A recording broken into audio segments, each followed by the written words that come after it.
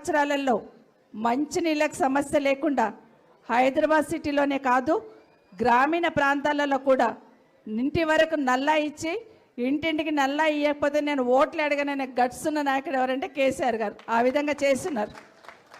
కానీ ఈ 2 సంవత్సరాలు ఏం జరుగుతుంది?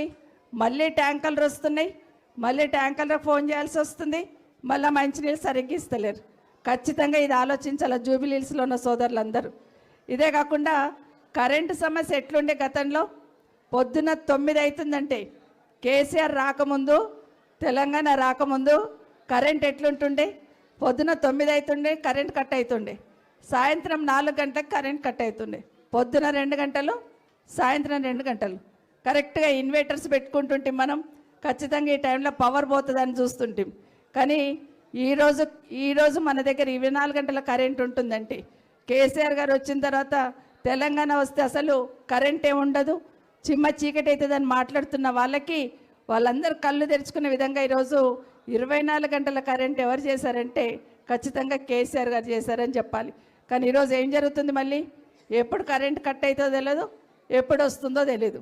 ఇది హైదరాబాద్లో ఉన్న ప్రజలందరూ చూస్తూ ఉన్నారు.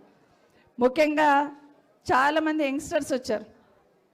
మీకు అందరికీ తెలుసు కేసీఆర్ గారు ఉన్నప్పుడు గురుకులాలు ఏ విధంగా పెట్టారు.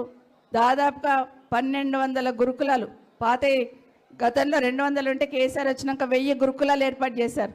గురుకులాలలో పేద మధ్యతరగతి బిడ్డలకి నాణ్యమైన విద్య అందించేటట్టు కేసీఆర్ గారు చేస్తే ఈరోజు 2 సంవత్సరాలలో గురుకులాలను నిర్వీర్యం చేస్తూ గురుకులాలు ఉన్న పిల్లలకు బుక్కెడు బువ్వ కూడా మంచిగా పెట్టడానికి చేతగాక ఈ ప్రభుత్వం అలా గురుకులాలు ఉన్న పిల్లలు కూడా ఆత్మహత్య చేసుకునే పరిస్థితి ప్రభుత్వం తీసుకొచ్చింది. మరి అట్లాంటి వాళ్ళకి బుద్ధి చెప్పాలి కదా. మనం ఖచ్చితంగా బుద్ధి చెప్పాలంటే ఈ ఎన్నికల్లో అందరినీ కూడా మన బీఆర్ఎస్ పార్టీకి ఓటు వేయించేటట్టు చేయాలని కోరుతా ఉన్నాను. ఇలా చెప్తూ పోతే ఇంకా చాలా కార్యక్రమాలు. ఒకప్పుడు హైదరాబాద్ గతంలో ఎట్లుండే, ఇప్పుడు ఎట్లుంది, కేసీఆర్ గారు రాకముందు హైదరాబాద్ ఎట్లా, కేసీఆర్ గారు వచ్చినాక ఎట్లా అనేది క్లియర్గా తెలుస్తూ ఉంది. ఒక బ్రాండ్ ఇమేజ్ పెంచే ప్రయత్నం కేసీఆర్ గారు, కేటీఆర్ గారు చేశారు. కరోనా గుర్తుంది మీకు. కరోనాలో మనం అందరం ఇంట్లోనే ఉన్నాం, బయటికి రాకుండా. ఇంట్లో కూడా ఒకరితో ఒకరు మాట్లాడుకోలేని పరిస్థితులలో దాదాపుగా 2-3 నెలలు బయటికి రావాలంటే ఇబ్బంది పడ్డాం. అలాంటి సందర్భంలో కేటీఆర్ గారు మున్సిపల్ శాఖ మంత్రిగా హైదరాబాద్లో దాదాపుగా 42-45 రోడ్లు కానీ, బ్రిడ్జ్లు కానీ, అండర్ పాస్లు కానీ చేస్తున్నారు. మనం అందరం బయటకు వచ్చేసరికి లింక్ రోడ్స్ ఏర్పాటు చేస్తున్నారు.